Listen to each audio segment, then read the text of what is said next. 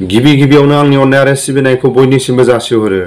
दिनैनि बे समाव मागोनि गोसो गोरबोजों बयबो आंनि चेनेलनि नायगिरि गेदेरमा रायजो राजा भिडिअखौ फुरा नायलांगोन होननानै आसा खालामो।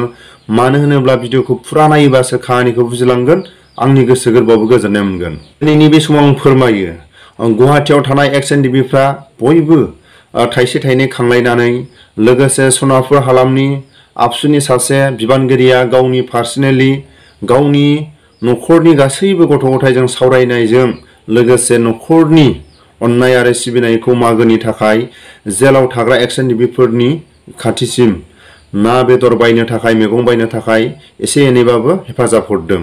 बेखौनो मोननै हानजाजों लोगो नांनानै गुवाहाटियाव थाग्रा XNDB आरो सनापुराव जाय आबसुनि सासे बिबानगिरिया गावनि सिपिनिफ्राय गावनि न'खरनि गथ' गथायजों सावरायनानै गोसो गोरबो सिंजों जेलाव थाग्राफोरनि खाथिसिम जा एसे हायो एसे एनैबाबो मदद हरदों। बिनि थाखायनो आंनि चेनेलनि गेजेरजों आं आबसुनि सासे बिबानगिरि सनापुर हालामनि गुवाहाटि सनापुरनि बे हालामनिफ्राय बे बिबानगिरिनिसिम आंनि गोसो गोरबोनिफ्राय आं खुलुमहरो। लोगोसे साफ्रोमबो XNDB-फोरनि गुवाहाटियाव थाग्रा बिथांमोननिसिम जेलाव थाग्राफोरनि थाखाय बयबो गोदान बोसोरनि थाखाय एसे एनैबाबो माखासे बेदर ना मैगं थाइगं बेबायदि हेफाजाब होनो हानायखौ आंनि चेनेलनि जानानै आं बयनिसिमबो गोजोननाय जासियो। लोगोसे आं नैबेखौसो फोरमायो, जेरावखि जाया बर' हारिया खौसे।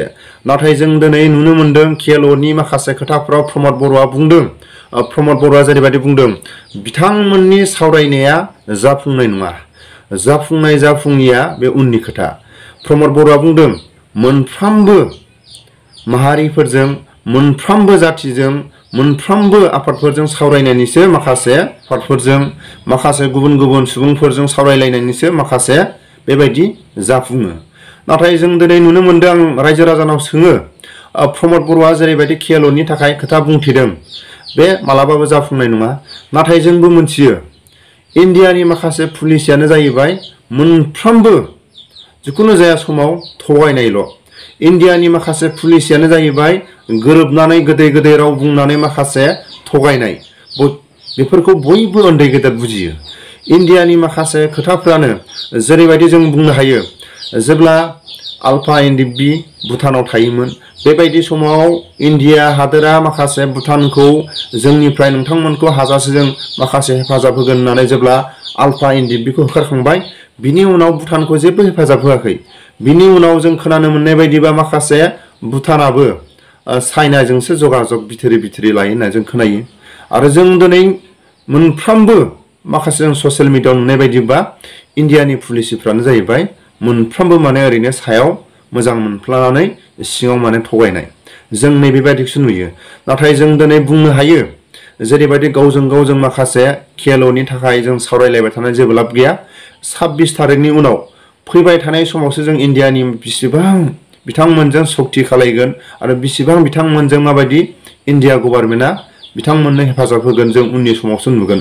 मोनथिनो मोननाय, जों नुनो मोननाय बायदिबा इन्डियानि मोनफ्रोमबो गुबुन गुबुन माखासे राजनितिक हान्जायानो जा, गुबुन गुबुन माखासे माहारिफोरखौनो जा, जिखुनु जाया समाव इन्डियानि माखासे पलिसियानो जाहैबाय थगायनाय। ओरैनो नंगौ जागोनसै, उनाव बिथांमोना जेरैबायदि होनांगौ बा बिथांमोननि माखासे सक्ति बायदियै माखासे खामानिफोरखौ मावफुंनांगौ बेबायदि मावफुङा। इन्डियानि पलिसियानो जाहैबाय थगायनाय।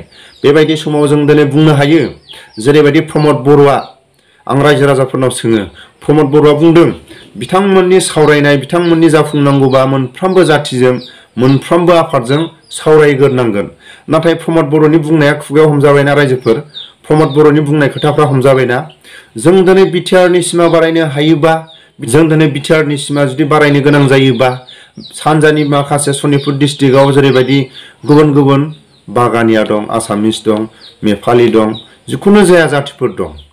प्रमद बर'आ मालाबा बिटिआर एकर्डनि सिगां जों सनितपुरखौ सोगोन, सनितपुरनि सोनायाव नोंथांमोना हेंथा होगोन नामा? दिनै बुंदों बिथाङा KLOनि माखासे खोथाफोरखौ मोनफ्रोमबो जाथिजों, मोनफ्रोमबो आफादजों सावरायग्रोनांगोन।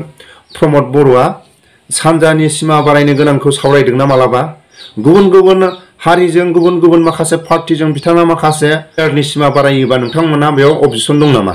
नोंथांमोना जोंनि सायाव बिर'धि दं नामा? सोंदों नामा?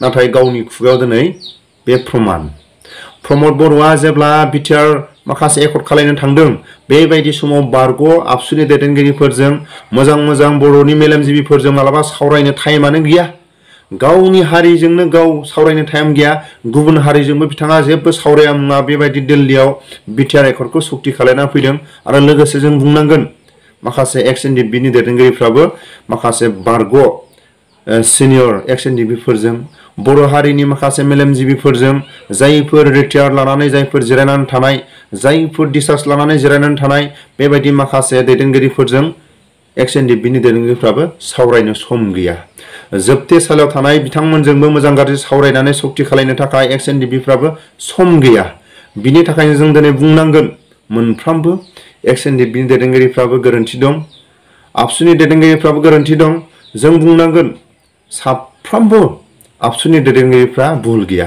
नाथाय प्रमद बर'आ जों बुंनांगोन प्रमद बर'आ बै समनि आबसुनि मेलेमजिबिफोरजों आबसुनि दैदेनगिरिफोरजों बेबायदि बेहा सावरायनो टाइम गैया बेबायदिनि थाखायनो दिनै माखासे बिटिआर दफाफोरनि खिलिमिलि जेरैबायदि गावनि माखासे मावफुंनो थाखाय दिनै जों बुंनो हायो दिनै गावनि खुगायावनो गाव दिनै बुंगासिनो दं मोनसे माखासे खामानिखौ जाफुंनोबा गुबुन पार्टिजों गुबुन माहारिजों बेबायदि सावरायग्रोनांगोन होननानै बुंदों प्रमद बर'आ बिटिआर एकर्डनि सिगां सावरायग्रोदोंमोन ना रावजोंबो गावनि हारिनि मेलेमजिबिफोरजों गावनि आबसुनि बारग' माखासे सिनियरफोरजों सावरायनो बेहा समानो गैया दिनै गावनि खुगायाव बुंदों बिथाङा गले माखासे खामानिफोरखौ जुदि सावरायलायनानैसो जाफुङो नाथाय दिनै गावनि खुगायावनो हमजादों हमजायाखै रायजोफोर बिटिआरनि सिमा बारायनो थाङोबा आसामिसफोरजों गिबि सावरायग्रोनांगोन बिनि उनाव दिनै सनितपुर बायदियाव दङ बागानियाफोर दं नेपालिफोर दं बांगालफोर दं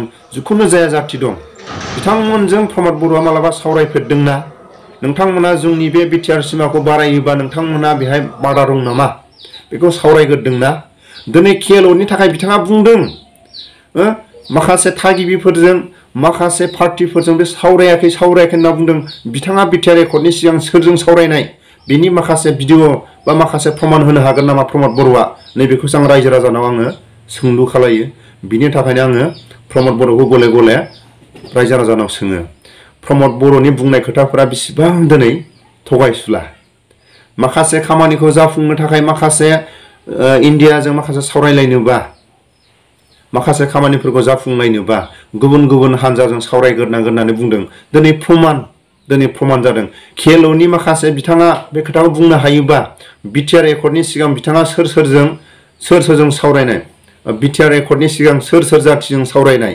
सोर हानजाजों सावरायनाय बर' हारिनि मेलेमजिबिफोरजों गुबुन माखासे बारग' दैदेनगिरिफोरजों सोरजों सावरायनाय बेखौ बुंनो हागोन नामा प्रमद बर'आ रावजोंबो बुंनो हानाय नङा रावखौबो खिथानो हानाय नङा बिनि थाखायनो दिनै रायजो राजाफ्रा गासिबो प्रमान गावनि खुगायावनो दिनै प्रमान नाथाय दिनै जों नुनो मोनदों आसामिस मिडियायाव माखासे दिनै गुबुन डिपार्टमेन्टआ गुबुन गावबागाव थाखानाय माखासे डिपार्टमेन्टआव माखासे सुथि लानो थाखाय माखासे गावसिनि माखासे बोसोरलि माखासे बेरायनो थाखाय न'खराव सम मोनो थाखाय माखासे सम मोनो बेफोरखौबो दिनै गावनि डिपार्टमेन्टआव थाखानायखौनो दिनै हेमन्त बिश्व शर्मा सारा दिनै गावनियावसो दिनै एप्लिकेसन होनो होबाय दिनै राजानि कानुन जागोन ना जायाखै बेबायदिखौ जुदि प्रमद बर'आ जुदि बे लोब्बा थाफायोबा जोंनि बर' हारिनि गेजेराव बेसेबांबा गुलुं गुजुं जानायनि सम्भाबना दं जों ससियेल मिडियायाव नुनाय बायदिबा खोनानो मोननाय बायदिबा जों दिनै खोनानो मोनदों माखासे गावबागाव डिपार्टमेन्ट थाखानायखौ दिनै डिपार्टमेन्टनि माखासे नेम निथि बायदि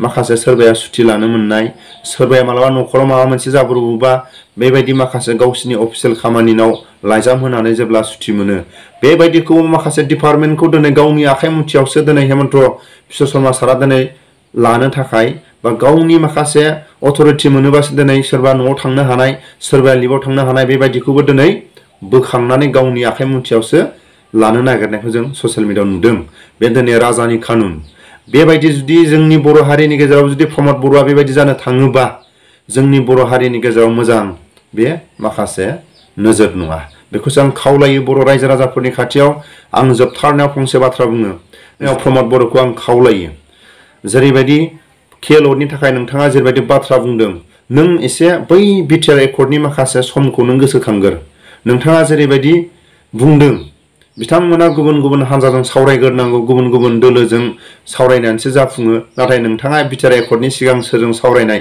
नैबेखौ लाजिनो सोलों। आं नैबेखौसो आं खावलायो। लोगोसे आं जोबथारनायाव फंसे बाथ्रा बुंनो, गुवाहाटियाव थानाय एक्स-एन-डि-पिफोरनि साफ्रोमबो अल आसाम एक्स-एन-डि-पिफोरनि खाथियाव आङो आंनि बुंनायफ्राव गोरोन्थिफोर जादोंबा आंनि निमाहा बियो। लोगोसे बे मागोनि समाव गुवाहाटियाव थानाय एक्स-एन-डि-पिफ्रा थाइसे थाइनै खांलायनानै जेलखानायाव जि जाग्रा लोंग्रा हैनो हादों।